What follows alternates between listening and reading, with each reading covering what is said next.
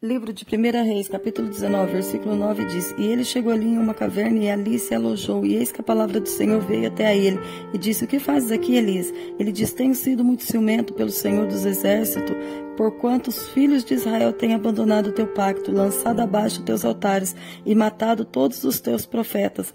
A espada somente eu restei, e eles buscam pela minha vida.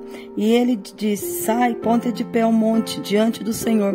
E eis que o Senhor passou, e um grande vento forte rasgou os montes, e fez em pedaços as rochas diante do Senhor. Mas o Senhor não estava no vento. E depois do vento, um terremoto, mas não estava no terremoto. E depois do terremoto, um fogo, porém o Senhor não estava no fogo. E depois do fogo veio uma voz calma e baixa.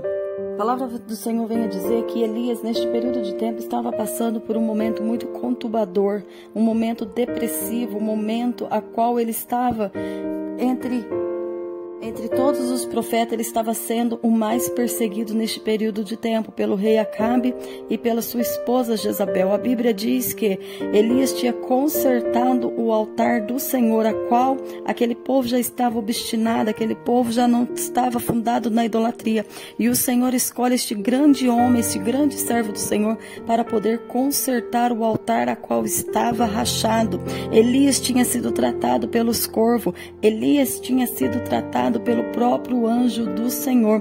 Mas a Bíblia diz que quando Elias entra na caverna, porque estava sendo perseguido pelo rei Acabe, pela rainha Jezabel, a qual Jezabel tinha falado, até chegar aos ouvidos de Elias, que ele seria um profeta morto, assim como ele teria matado os 400 profetas de Azera e de Baal. A Bíblia diz que Elias entra num período conturbador, e se esconde na caverna.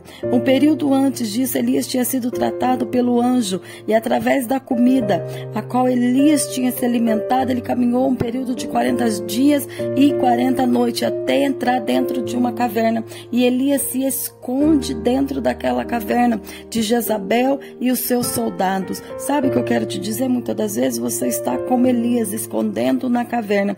Já provou dos milagres, dos prodígios e das maravilhas do Senhor.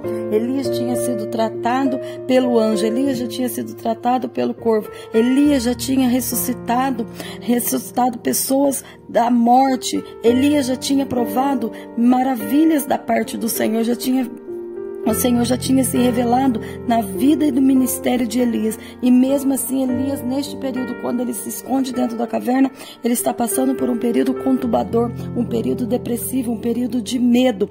Ele, sendo um dos maiores profetas, a qual a Bíblia nos relata, ele também sentiu-se medo. Sabe o que eu quero te dizer? Muitas das vezes você se encontra num quadro que se encaixa como Elias, escondendo de tudo, de todos, num período depressivo, num período angustiador. Sabe o que eu quero te dizer? O Deus de Israel, o mesmo Deus de Elias, é um Deus que te conhece e um Deus que te sonda. Então o Senhor se revelava a Elias naquele monte, e a Bíblia diz que passou um grande vento, despedaçou as rochas daquele monte, mas aquele vendaval a qual passou, o Senhor não estava naquele vento, e Elias permanece dentro daquela caverna, escondido, esperando que o Senhor pudesse falar com ele no meio daquele vendaval. Muitas das vezes você se encontra desse jeito, está passando um vento diante da tua vida, diante do teu ministério, diante da tua família, da tua saúde. Muitas das vezes você se encontra escondido, com medo, com depressão, com síndrome do pânico, escondido com medo de tudo e de todos. E muitas das vezes pensando que o Senhor vai passar num vento e vai poder trazer uma palavra de ânimo para a tua vida, mas a Bíblia nos relata que naquele vento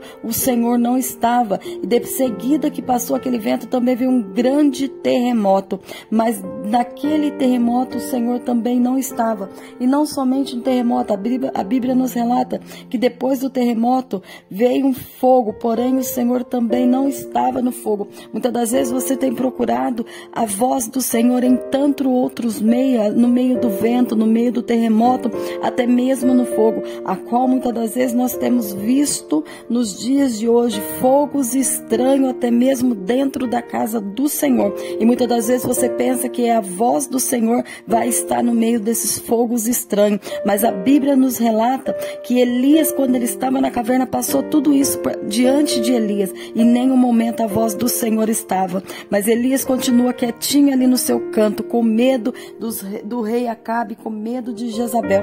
E a Bíblia diz que depois de tudo isso, veio uma voz calma, serena e baixa, e aquela voz o Senhor falou com Elias: Elias, que fazes aqui? Levanta-te, Elias. Olha só que coisa mais linda. Muitas das vezes você tem procurado a voz do Senhor em tanto barulho, em tanto vendaval, em tantas outras partes, e quando o Senhor quer falar com você, você pode estar dentro da caverna onde você estiver, que você vai saber reconhecer a voz do Senhor. Até mesmo dormindo, você vai reconhecer a voz do Senhor, porque o Senhor veio falar com Elias numa voz baixa e suave. Então, quando o Senhor falar com você, o Espírito Santo de Deus falar com você, você vai se levantar desta depressão, você vai levantar desta cama, você vai sair dentro desta caverna. Sabe por quê? Porque o Senhor estava com Elias em todo momento, em todo tempo. O Senhor não abandonou Elias. E sabe o que eu quero te dizer? O mesmo Deus de Elias é o Deus que te vê, é um Deus que te sonda. Muitas das vezes você se sente sozinho dentro de uma caverna, esquecida pelo seu pai, pela sua mãe, pelo seu esposo, pela sua esposa, pelo seu pastor. Mas você tem um Deus cujos olhos são de fogo. Ele está no céu te contemplando em todos os momentos. É no momento de bonança, o Senhor está na tua vida, mas nos momentos de tristeza, no momento a qual você pensa que todos te viraram as costas, o Senhor ainda está no controle, e Ele está cuidando de tudo e de todos os detalhes, porque Elias pensava que ele estava sozinho naquele momento, que Jezabel e Acabe já teriam matado todos os profetas de Israel, mas o Senhor diz a Elias: Elias, não temas, porque ainda resta 7.000 que não dobraram o seu joelho e nem se curvaram a Baal, e nem beijou a boca e os pés de Baal. Olha só que coisa linda. Muitas das vezes você se sente que está sozinho